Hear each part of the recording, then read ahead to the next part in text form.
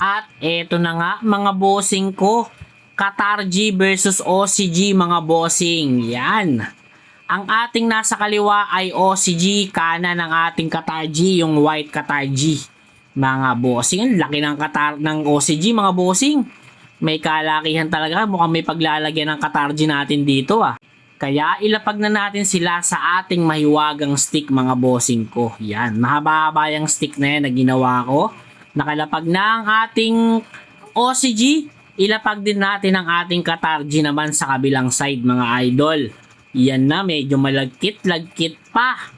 Ito ang ating Qatar G. Okay, tingnan natin. Mukhang ito na, magpapanagpo ka agad to sa unang pagtatagpo. Ito, laki oh. Salamat pala kay Idol Sam Tenorio sa pag-sponsor ng OCG.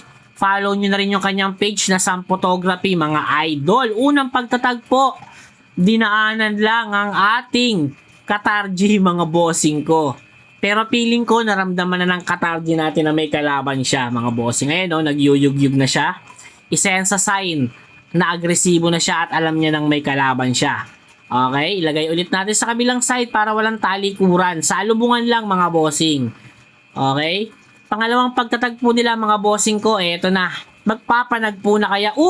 Nagpang-abot mga bossing ko. Sino kaya ang nakalamang? Lumaglag yung sapot. Ayun. Lumaglag ang ating Qatar G. Hinabol ko pa mga bossing ko. Yan. Lumaglag. 1-0. Laglag ang ating Qatar G. Pero based na napansin ko, yung Qatar G natin ay walang tama. Tutulog-tulog pa siya mga bossing eh oh. Ayan oh, chinecheck natin. Okay naman siya. Okay pa. Nalaglag lang talaga siya dahil lumundo yung sapot mga bossing ko. Pero yung ating OCG mga bossing ko may tama ata sa unang galamay. Malapit sa dibdib mga bossing ko. Dibdib ang tama niya kaya parang nag-iba yung galaw niya. Pangalawang pagtatagpo mga bossing ko, tingnan natin. Eto na, magkaharap na mga bossing. Magsasakma lang kaya, panuorin natin mga idol. Ayan na nga, parehong nagsakmalan. Lumagpas ng konti at grabe yung diskarte ng ating Qatar G mga bossing. Sinakmal agad mga bossing sa likod at ayan pilit na inaabot ng OCG yung ating Qatar G mga bossing pero hindi niya kayang abutin. Binibilot na siya Wala na. Grabe yung ginawa ng Qatar G natin dito mga bossing. Siya pa yung unang lumaglag Yung pala dahil lang sa paglundo ng sapot, siya pala yung nakalamang. Kasi wala naman siyang tama eh. Yung OCG ang may tama. Grabe. Okay, dahil mahaba-haba to, i-times 5 muna natin na pass forward to. Ayan, times 5 yan mga bossing. Dahil 4 minutes yan na nakaganyan lang sila. Dahil alam naman natin na ang ating Qatar G ay nagtatransfer ng venom sa kanyang kalaban kapag kagat niya. Nakalakjo lang talaga siya. Ayan ginagalaw-galaw natin. Lahat na ng dasal, ginagawa natin dyan. Hindi niya pa rin binibitawan. Doon kung saan siya nakakagat sa likod mga bossing ko. Yan. Kasi 4 minutes na ganyan yan eh. Maiinip kayo kung puro ganyan lang yung makikita nyo. Kaya, pinas forward na natin. Papunta na lang tayo sa climax kapag alam kong gagalaw na silang dalawa mga bossing ko. Ayan. Wala talaga walang galaw mga bossing. Kagat-kagat niya pa rin hanggang sa matodas yung ating OCG mga bossing ko. Wala talaga nakalak siya kahit anong sundot natin dyan, hindi niya bibitawan yan mga bossing ko. Okay, pinakapit natin sa stick Tingnan natin kung anong mangyayari mga bossing ko. I-stop na natin ang pass forward. Galawin natin yung ating Qatar G dyan at ayun. Mukhang todas na ang Qatar G, medyo may kabagalan na at naka-death crawl na. Pinipishball na siya ng ating Qatar G mga bossing ko. Ayan kita nyo ba?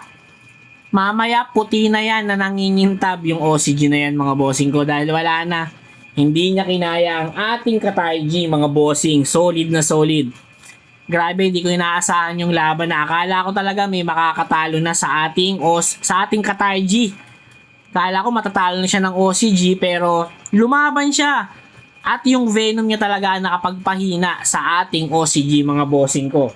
Kaya ayan, tingnan nyo, namuti na ang ating OCG dyan mga bossing ko. Kaya kitang-kita naman kung sino na ang nagwagi sa laban na ito mga bossing ko. Qatar G wins mga bossing. Ayan nangintab na ang ating OCG. wala na, paalam. Pero salamat pa rin kay Master Sam Tenorio sa pag-sponsor ng OCG mga bossing ko. So ayun, again, ang panalo ang ating Qatar G. Yan, no match mga boss. Ito na pala sila mga bossing. Nung kagat-kagat niya at bilot-bilot niya na yung ating OCG. Tinatry ko siyang galitin dito mga bossing nung patay ko na melee, oh. Grabe, oh. Pumipitik pa mga bossing. Akala mo talaga, oh. Grabe, galit na galit. Ayaw niyang ipaagaw yung kanyang food trip mga bossing. Ganyan kalupet ang ating mga katarji mga bossing ko, oh. Nakaangat yung kamay, oh. Abang na abang. Dadakotin niya talaga yan pag nahuli niya yan mga bossing ko. Wag lang natin ipahuli syempre. Galitin lang natin siya, oh. Galit na galit mga bossing. Grabe, ang lupit mo naman talaga, Katarji, oh. Yan, oh. Sige, pag nahuli yan, bilot din yan mga boss. Eto na ang nangyari sa kanilang dalawa mga bossing. Chill na chill pa rin ang Katarji habang ang ating OCG is wala na mga bossing ko. Nilalaso na yung katawan niya. So ayun lang mga boss.